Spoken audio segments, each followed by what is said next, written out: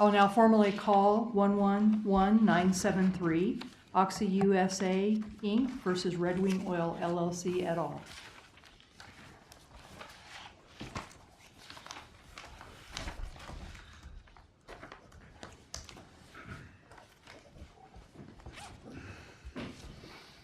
Counsel.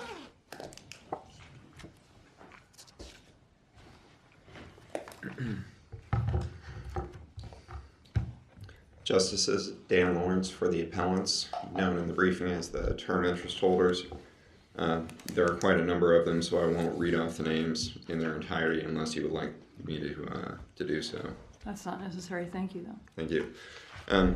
Brief introduction of the case, the procedural history and the facts. This actually started out as a quiet title action concerning a quarter section of minerals in Haskell County.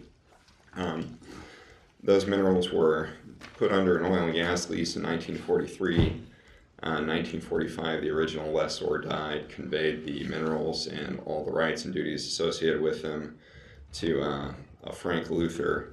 Shortly thereafter, Mr. Luther deeded away the minerals, reserving to himself a 1/2 interest for a term defined as 20 years and then so long thereafter as oil or gas would be produced from those minerals.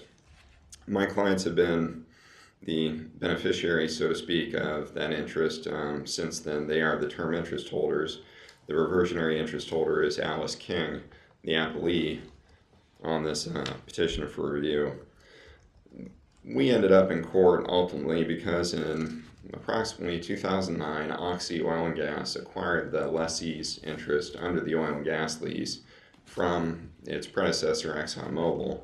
And in connection with that transaction, Oxy filed a quiet title action to resolve, among other questions, this question of whether the term mineral interest that my clients enjoy had lapsed and reverted to Alice King or whether it remained vital. We did cross motions for summary judgment in the district court. We, on the basis of the statute of limitations and the doctrine of acquiescence, district court agreed with us. There was an appeal taken to the Court of Appeals, and the Court of Appeals overruled for reasons that I'm going to discuss in more detail presently. I neglected to mention at the outset, but if I may now, I'd like to reserve 3 minutes for rebuttal. Yes, 3 minutes will be allowed. Okay. My apologies for not mentioning that sooner. I want to start with a general observation, which is a thought that occurs to me from time to time and occurred to me most recently in connection with my preparation for this argument, which is that it strikes me as funny sometimes how a person such as myself will hear a small piece of information, a fact or an opinion, the significance of which won't be apparent at the time that it's announced, but which my mind for some reason will latch on to, store away, and then drag out years later even when its significance actually is apparent, when it actually has critical relevance. What I'm referring to specifically here is a comment I heard about 5 or 6 years ago at the lunch meeting of Wichita Bar Association's Civil Practice Committee, and Justice Beyer was in attendance. And among the comments that she made during that meeting, she expressed the notion that the concept of institutional competence is something that matters to this court. I took that to mean the notion that a particular organization, branch of government, maybe even a particular subdivision of the court system is particularly well suited to handle the tasks and answer the questions that are appointed to it to perform and to answer. To bring that home and make it relevant to this appeal, the institutional competency of the trial court is in finding facts, answering questions of facts, hearing and ruling upon the evidence.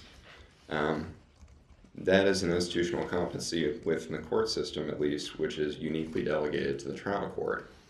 That's really what this case is about, because that's where the Court of Appeals went wrong. The Court of Appeals, in analyzing the appeal from the trial court's summary judgment ruling in our favor, arrived at a question of fact where it admitted that the record was silent or insufficient, and then rather than remanding the case to the district court, so that the evidence could be heard and weighed, and the question of fact decided appropriately, bridged the gap, so to speak, and I would submit exceeded its institutional competence. To expound on that a little bit, when the appeal was taken from the district court, the appellant at that stage, Alice King, contended that the way this case should be analyzed is essentially as a case of adverse possession. And the critical issue she submitted was that there had been nothing akin to an ouster to put her on notice that my clients were enjoying rights that she contended belonged to her in derogation of her own rights. She suggested that there needed to be something more explicit than the notice that might be imparted to her by the deed and the lease, all of which were of record with Register of Deeds, and concerning which she was considered to have actual notice as a matter of law, and something even beyond the production data that showed that oil and gas was being produced from that property for which she was now receiving royalties, which again was publicly available by virtue of the records the KCC and the KGS make available. Those royalties, your clients were receiving royalties, and Ms. King was receiving royalties under the unitization agreement.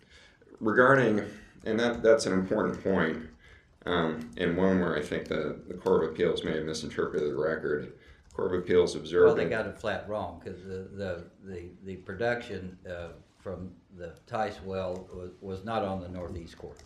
You're a Supreme Court justice. You can say they got it flat wrong. I will say they misinterpreted the record. But in any event, they were incorrect. Actually, it was.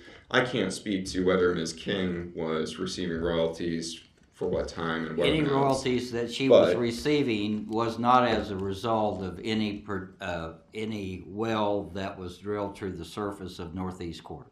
That is correct. I believe that's correct. Yes. It would have had to come from a unitization production, unitized production. Yes, as with the royalties my clients were receiving. And was that unitized by the KCC or was that by agreement? Do you know? I do not specifically know. And the reason that's important to me is because I've got a problem with the concept that unit production is not production from the northeast quarter for a couple of reasons. One being, we just heard this morning that gas migrates, and the whole purpose of the KCC can require unitization because that's the most efficient and conservation wise the best way to get the most gas out of there. So that's actually draining the whole section. And so when you're draining minerals from underneath the surface, what difference does it make if it comes up vertically or if it comes out horizontally? So our case law, to me, that says unit production isn't production from the quarter ignores reality. And secondly, how do you adversely possess against a quarter, and if you're getting unit production, because that's a contract right, not a right from the land. And thirdly, why isn't that a taking of the property? Because there could not be a well drilled on that northeast quarter if this is a unit, right? I mean, you can't go in there if you're part of a unit for the whole section. You can't say, well, I'm going to go ahead and develop mine and drill a well on the northeast quarter unless the KCC says you can. Right? Exactly. No. And so basically, there's no way to protect that term mineral interest. Yeah. But I don't see that you've argued any of those points.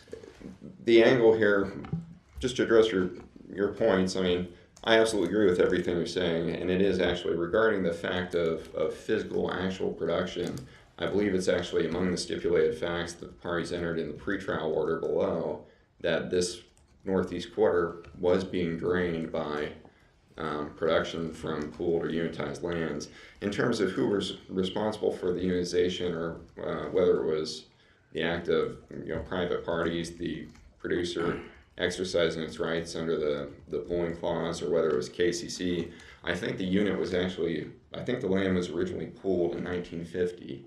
So that being the case, I would suspect this is actually something the producer was doing as opposed to pooling as a consequence of his administrative order. I'm in lockstep with you on all those points that you just articulated. But what Our can we do appeal, about it? however, I'm sorry, go ahead, Your Honor. No, what can we do about it if we're of that mind, given Well, our case law? Yeah, in this particular case, I think the answer is, or I believe that it's appropriate for my client's best interest to embrace essentially the analysis that the Court of Appeals employed, and to say that, okay, let's accept the notion that there needed to be something resembling something in the way of notice to Ms. King that we were receiving the benefits of these rights that she claimed she owned. We will accept that legal framework and proceed under it. Yeah, so Because- so you are not contesting the fact whether or not it's a legal fiction, or whether it's legal fiction or not, but you're not contesting the fact that the interest reverted to Miss King. No. That's my understanding of your appeal, is No, you've that's conceded exactly right. that point. That's Again, exactly even right. if it We're- might be a legal fiction. Exactly. We are not challenging the label or the designation that the Court of Appeals attached to the property interest, whether it's a determinable fee or what have you. My understanding is earlier in the course of this litigation, you made some arguments that addressed that issue, but you're no longer, you've abandoned those arguments and conceded the point. Earlier in the litigation, the way basically the arguments evolved was, earlier in the litigation, we were arguing that, and we argued to the Court of Appeals that Smith versus Home Royalty Association, and then all of its progeny, Clausen, Neller, etc., really were irrelevant to the analysis of the issue that we were presenting to the court, because what happened to Smith that was sort of the pivot point that caused the court in that case to go off in the direction it did, is that it concluded, based on the characteristics of the transactions at issue, that the deed creating the term interest and the oil and gas lease with the unitization provision allowing for constructive production through production from unitized lands could not be construed together, because the lessor under the oil and gas lease was not the same as the grantor under the deed. They were separated in time. There was no reason to construe those two instruments together.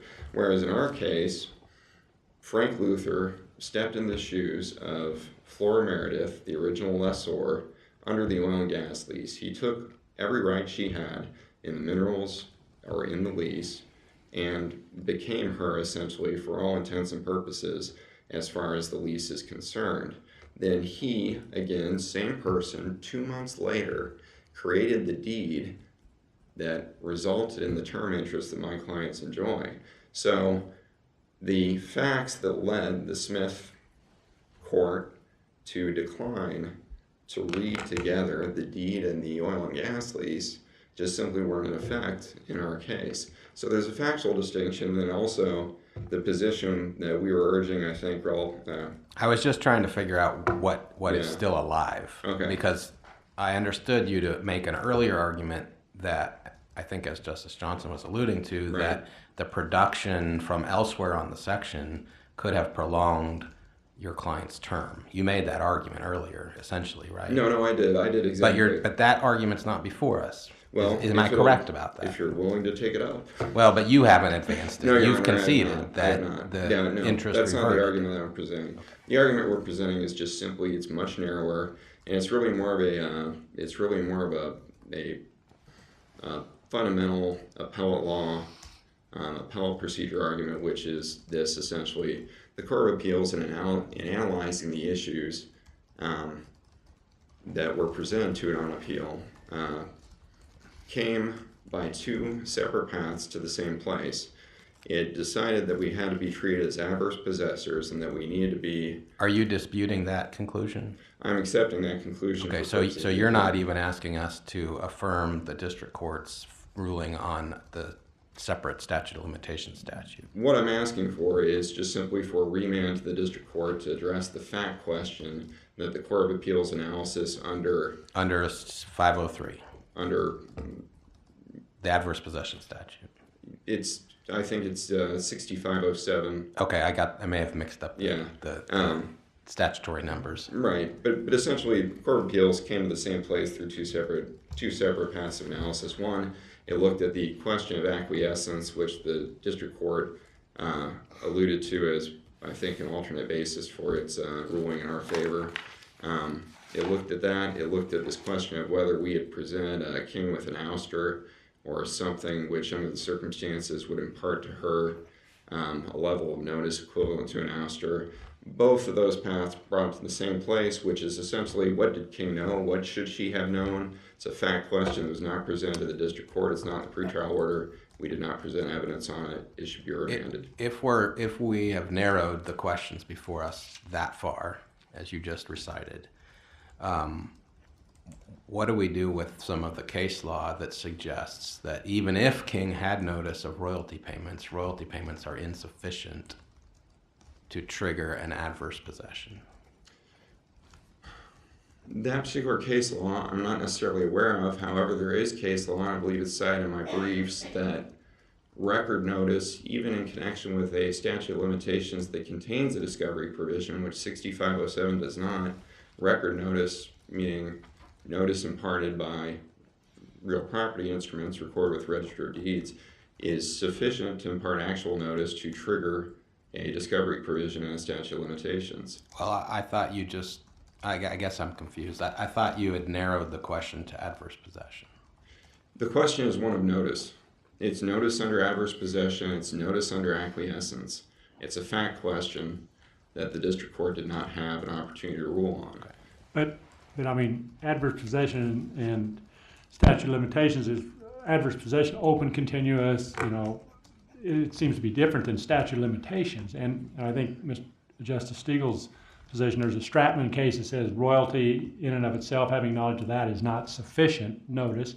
So don't you, if you're claiming adverse possession, I mean, what other facts do you establish? Just record notice that, hey, there's a lease out here. That doesn't mean you're openly and continuously trying to take possession of it. That just shows there's a lease out there, I guess. Well, I mean, for one, the evidence just simply hasn't been developed because this is not a question that was before the court. If you go back to the very beginning, you look at the pretrial order in this case to see what are the questions of fact, what are the issues that the district court is going to be called on to decide, this question of notice is not among them. Certainly, record notice is going to be part of it, and certainly the receipt of royalty payments is going to be part of it.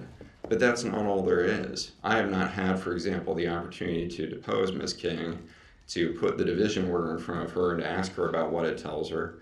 And there may be other things as well. My point is simply the evidence has not been developed and the question has not been ruled on. The Court of Appeals was not the appropriate place for that ruling to be made. But how do you, more fundamentally, how do you adversely possess a mineral interest? And that's something that's going to have to be answered. I mean, certainly there's no gate to lock. Go But ahead. if you're taking the royalties from this unit, and we're saying that those royalties have nothing to do with the mineral interest on the northeast quarter because it doesn't hold it, that's a contract. You're converting. If you're taking it incorrectly, you're converting Alice King's contract rights. You're not adversely possessing real estate. So why do royalties have anything to do with this? And if it's not taking the royalties is how you're adversely possessing, how can you be in open hostile possession of something that you can't possess? You're exactly right, and that is among the issues that we had raised in our briefing to the Court of Appeals, but it was I think chiefly because of there was a change in the law. I don't remember if it was the Natala case or which case it was that ruled on some of the issues concerning these term mineral interests that we decided not to carry that forward to this point. But I think your point is absolutely right. You know, the concept of ouster is not one that fits neatly or even well on to this property interest we're talking about here. This is an intangible property interest. It's not something where I can go and plant a flag, so to speak, in a piece of property or bar the gate or anything else. It's an intangible. There's case law. Schwab is the case. I forget the site precisely, but the Schwab case essentially acknowledges that ouster is sort of a flexible concept, and it can be achieved by varying means depending upon the circumstances. So that too is, I suppose, going to be one of those questions that would be presented to the district court on remand. The district court is going to be called upon, presumably by the court's order, if my petition is granted, to make a decision on this question of notice. The court is going to have to. What's the court going to decide on remand? If we don't have a way in which adverse possession can occur, what's the district court going to fact find on? If legally it's not possible to adversely possess this interest, don't we have to first decide whether you can have adverse possession of a term mineral interest? Well, certainly I think you can possess an intangible openly, notoriously, in derogation of the rights of the person who's the... And I can see that if you were taking the royalties, but we're saying, we're creating the fiction that those royalties have nothing to do with the Northeast Quarter. So that's not a property interest. I don't know how you can call that how you're adversely possessing that quarter section, when on the flip side, we're saying that production doesn't amount to production from the Northeast Quarter. You understand what I'm saying? Well, and I may not be tracking. I mean, I think that the argument would be that our receipt of those royalties in derogation of Alice King's rights could still be viewed as imparting to her a form of notice that someone else is enjoying this intangible, enjoying its benefits, to her detriment. And again, that would not be the only piece of evidence, but it would be a piece of evidence. You would agree that if, as a matter of law, that fact, even if established, would be insufficient, that a remand would not be necessary? No, I would not agree, because that would not be the only piece of evidence. So what other evidence could you hope to develop in discovery that might support your claim for adverse possession? There is good law to the effect that record notice is not just constructive notice, it's actual notice. In the context of examining the question whether a discovery provision in statute of limitations, which admittedly 6507 doesn't contain, has been triggered, record notice has been sufficient. This is not a question that has ever been, until the Court of Appeals said this is something that needed to be examined, has ever really been teed up. And so that being the case, it's not been litigated. There's not been discovery. I have not gone to depose Alice King, put a division order in front of her, and ask her about what it tells her. So I think that to conclude at this point that it would be impossible to show an ouster is really presupposing what the result of discovery and fact-finding would be. That process has not occurred. It is not an issue that was in the pretrial order. It is not an issue that was in the summary judgment briefing. It is not decided in the district court's order, and it was not something that should have been decided by the Court of Appeals. It just occurred to me, would the your clients, term mineral interest holders, and Alice King be co-tenants of the minerals interest? And if so, don't we have law that you can't adversely possess against a co-tenant? Well, the question of whether there would be co-tenants or tenants at will is a difficult one to answer, and that's a point we made in our briefing. The Court of Appeals said we were tenants at will, while simultaneously saying that Alice King had no notice of our presence. But I don't believe the law is that without qualification, a co-tenant cannot excuse me, my mouth's getting dry. The law is not that a co-tenant cannot adversely possess the interest of a fellow co-tenant. Rather, it is that in order for a co-tenant to adversely possess the interest of another tenant in common, there has to be a sufficient ouster. Some act inconsistent with the co-tenant's right to enjoy the benefits of the property at issue. Other questions? Thank you, counsel. Thank you, Justices.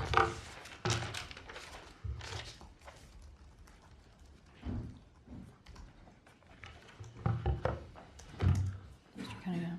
May it please the court, happily Alice LaBelle King appears by and through Jacob Cunningham. As is evident from my opposing counsel's recitation of the facts, taken singularly, none of these facts are patently unique. However, when reviewed in the aggregate, it becomes quite evident why we are here litigating this matter. Do you concede that, or do you agree that there was a stipulation that the unit well was draining minerals from underneath the northeast quarter? I believe there's a stipulation that there was no production on the subject tract that's in question, which is the northeast quarter of 1430-33 in Haskell County. And I believe that it was also stipulated that there was a lease agreement in place that preceded the deed that's in question today, and that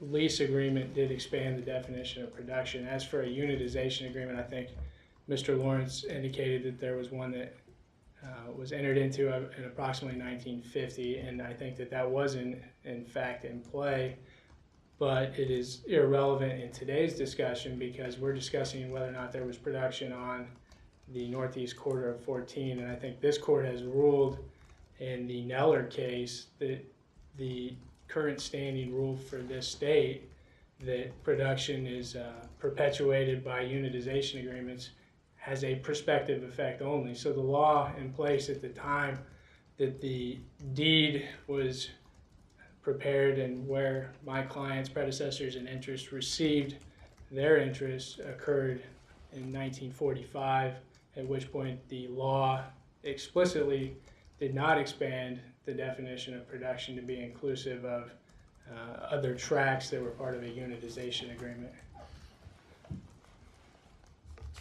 With respect to the pretrial order and the agreed stipulation of facts, I think it's important when we look at the petition for review that's before the court today, we have narrowed the scope of this discussion dramatically, and the question of whether or not there needs to be additional fact-finding was pressed by a couple of the justices when Mr. Lawrence was giving his presentation. The stipulations that were agreed to were that there was no production on the northeast quarter of 1430-33 in Haskell County ever. I think that Justice Johnson indicated that the Court of Appeals got it wrong. Dan was wise enough to reference that as being misinterpreted, but nonetheless, the record is sufficient at this particular juncture to establish no production occurred, which, as we've heard in prior cases, a reversionary interest was created. That's a vested interest. When the reversionary interest reverted to my client because of there being no production, there are no additional facts that need to be established. 6507 makes it clear that no action shall be maintained for the recovery of real property or the determination of any adverse claim or interest therein, not provided for in this article after 15 years from the time the cause of action accrued. Didn't your client have a cause of action at some point against the term interest holders? This was an interpleader action, Justice. I understand that, but just indulge me. Sure. Sometime in the past, wouldn't your client have had a cause of action against the term interest holders because the term interest holders were taking something that your client says is hers, even if it's just a royalty? I don't think she has to have a cause of action. Well, the question think isn't it- whether she brought it or whether Sure, she has to sure. bring it. It's just, did it accrue? Could she have brought it? In theory, couldn't your client have brought a claim in the 70s, let's say, Sure. that says, hey, they're taking something that's mine, and I want this interest in property to be determined, which is the language of 507. I think there's a lack of notice that would have been in place in that. Well, that hypothetical. goes to whether or not your client would have known about the cause of action. And I agree that may be part of the question of when a cause of action accrues. Well, and I think it's. But let's just assume for purposes of my question, I know this isn't necessarily your position or the case we have, but let's just assume that Ms. King knew that the term interest holders were receiving something that she believed was rightfully hers, a royalty payment. Wouldn't she have had the ability to file an action to determine the interest in property at that point in time? In that hypothetical, absolutely, and I think she would have prevailed on the grounds that she had a reversionary interest that, due to the lack of production, resulted in her being a full mineral. And if that's the case, at least under 507, when does the statute of limitations run on that claim? Is it 15 years after she reasonably should have known that she had a claim? No, in this particular instance, I think the right of reversion occurs automatically, and our position is you don't have to actively engage in a cause of action to defend that title. And it becomes particularly challenging in the context of not having notice to the existence of some competing interest. And in Well, this, typically, what you would have to do is quiet title. I mean, that's typically what's done. And do you have to bring that quiet title suit within 15 years of when you understand that somebody else may be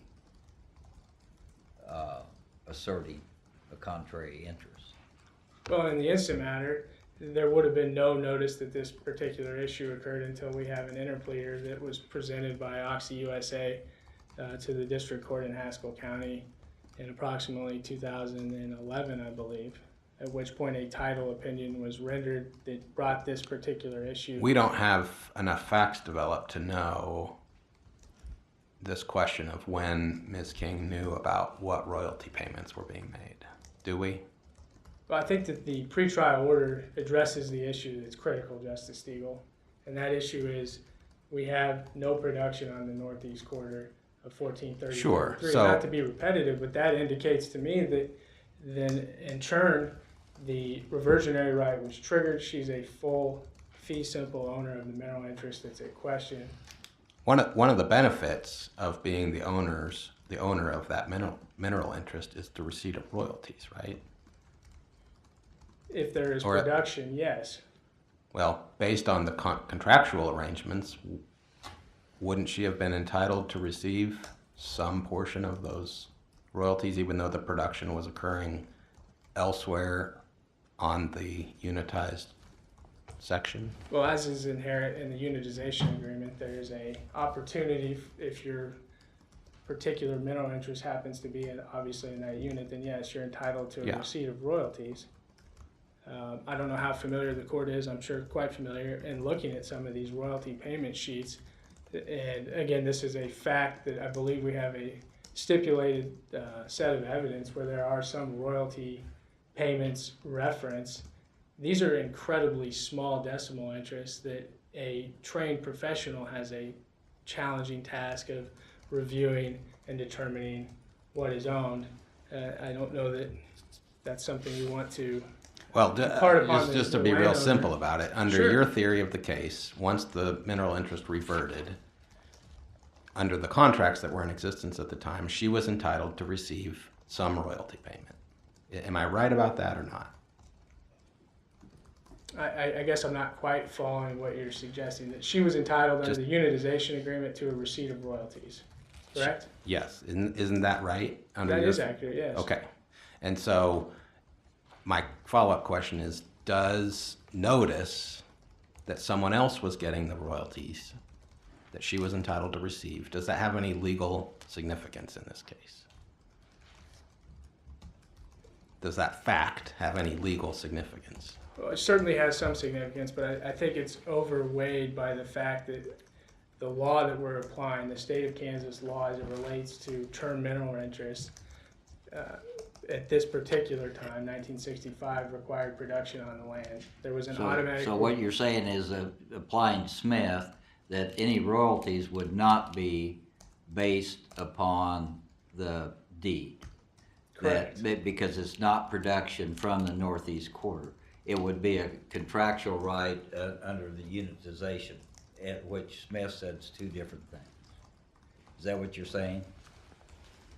So it would not give rise to a cause of action to quiet title. It might give rise to a cause of action for a contract right. I suspect that's accurate, yes. But again, as you've just alluded, there's no ability to bring a cause of action to quiet title as it relates to the northeast quarter of 1430-33, which is the subject tract that we're discussing today, where the reservation clause was incorporated.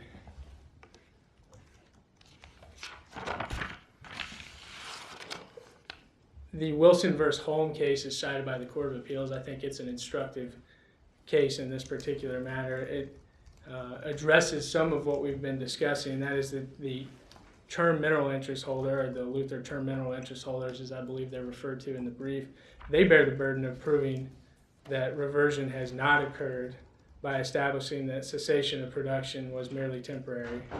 In the instant matter, Justices, the Luther term mineral interest holders have failed to meet this burden. They stipulated, again, returning to the pretrial order in paragraph 11, I believe that's it, page 138 of the record, that there has been no production on the subject tract. And I know that it's getting repetitive saying that, but I think it's a critical element in your analysis of this particular case. When we turn to the suggestion that there's a lack of a sufficient factual record, I would submit that that is without merit. In this particular matter, turning back to Wilson, the burden rests with the term mineral holder to establish that there was not a cessation in production. They've essentially abandoned that argument, and I think that the reasons are set forth nicely in the Tala opinion that was referenced by opposing counsel. So the only real issue before the court is whether or not a remand would provide us with a sufficient factual record to arrive at some alternative conclusion to my client being not only entitled as the reversionary interest to the ownership of the mineral rights themselves, but to the royalty payments. And if the court has no further questions, I've got a question unrelated Okay. to here, but basically what you're saying is that our law, and I think you're probably right, says that production has to come out vertically within the 160 acres of the northeast quarter.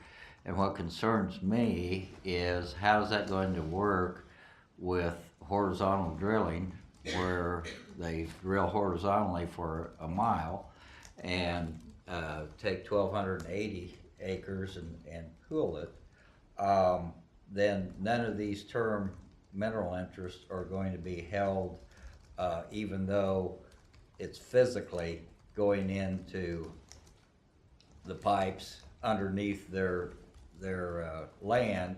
It all is driven by where the hole is punched on the surface. And what's that got to do with reality? well, I think that there's two things that are worth addressing on that point, Justice Johnson. One would be, this is an old law that I'm referring to, the Smith law, where we only look, or rather where we don't apply it prospectively. So it's a combination of Smith and Neller.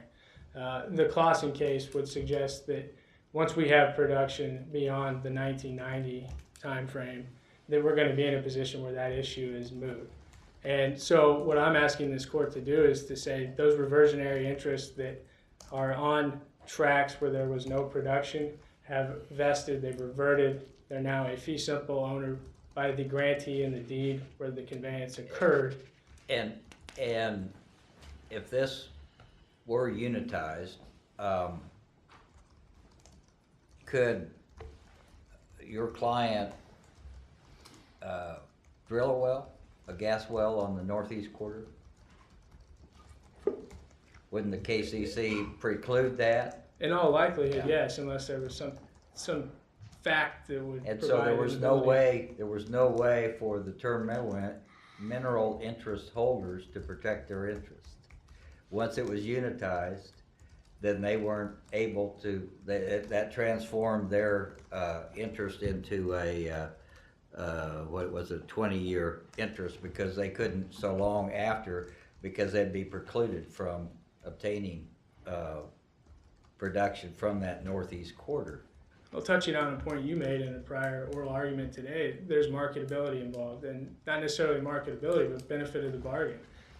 At some point, there was consideration paid, and part of the consideration, I think everybody here understands the underlying principle, and that is a concern that at some point somebody hits the big one. And so people would hold on, obviously, to a partial mineral interest, or another thing you'll often see is a division No, of I mineral don't think you interest. understand what I'm saying, Okay. is that if the unit precludes individual wells within the unit, which is the whole purpose of having a unit, you agree with that? Yes, sir. Then the term mineral interest holders could never protect their so long as production is obtained by a well on the northeast quarter, because the KCC wouldn't let them do it. And so basically that there's no way for them to protect what they paid for. They're not going to get the benefit of the bargain. And that is certainly true, and I think this court addressed that adequately in both Clausen and Neller. And I think this court said in Neller to retroactively apply that after the fact that Smith was out there for a period of approximately 8 years would be a public policy that this court was not willing to take.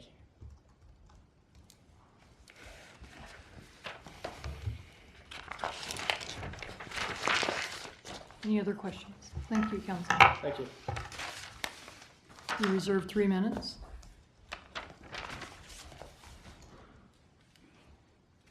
Thank you, Justice. There are just 3 points I wanted to touch on as quickly as possible. I think greater significance is being attached to the stipulation in the pretrial order that there was no production on the northeast quarter than has been attached to it at any point prior in these proceedings. It's never been disputed that there was no well physically drilled on this property, but nor has it ever been disputed that this property was included in a producing unit. This is stipulation 10 in the pretrial order. I apologize for not having the record cite, but paragraph 10, page 3 of the pretrial order, the northeast quarter was included in a producing gas unit, the Petchen lease in 1950, which encompassed all of section 1433. So at least until Oxy, and frankly, Oxy may have still been unitized when Oxy drilled the Tice well, but it has been unitized and has enjoyed constructive production and arguably actual production by virtue of the fact that the well on adjoining lands has been draining it. Go ahead, I'm sorry, Justice. But do we have that as a factual finding? That's the whole purpose of pooling or unitizing, and the whole reason that a northeast quarter gets part of the royalties is because the concept is that it's being produced. But do we have to have physical proof that there's actual production?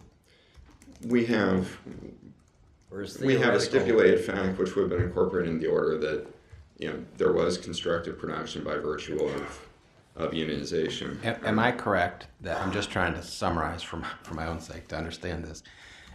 Am I correct that central to your claim here today, and I understand your claims have morphed some over the course of the litigation, but today, one of your claims is my clients, for a period of 15 years, took royalties that didn't belong to them, and that's evidence of adverse possession. and I want a remand so I can develop that record to prove up that claim. My claim is, yes, that my clients have been, Court of Appeals said ouster is required. Okay, if ouster is required, then we're going to develop the evidence of ouster. Receipt of royalties is going to be a part of that evidence. But in order for the receipt of those royalties to be part of that evidence, they'd have to be royalties you weren't entitled to, right? Yes. Okay, so, thank you. Yeah. Very quickly, the question of whether additional facts need to be found, I would just urge the court to look at the Court of Appeals opinion where it's discussing this issue of notice. Look at the way there's speculation about what Alice King's motive was, what she knew, what she didn't know, what she may have inferred from it. Clear evidence that notice that there's fact-finding being done. Then as to whether a claim could be brought, look at 61,002 regarding quiet title actions. It tracks the language of the statute. It is the mechanism by which controversies such as this are intended to be settled. Absolutely, a quiet title action could have been brought. Oxy filed a quiet title action to resolve these issues. So there was absolutely an adverse claim that could have been decided. And I am out of time, so unless the court has any further questions, I will let it go. Are there questions?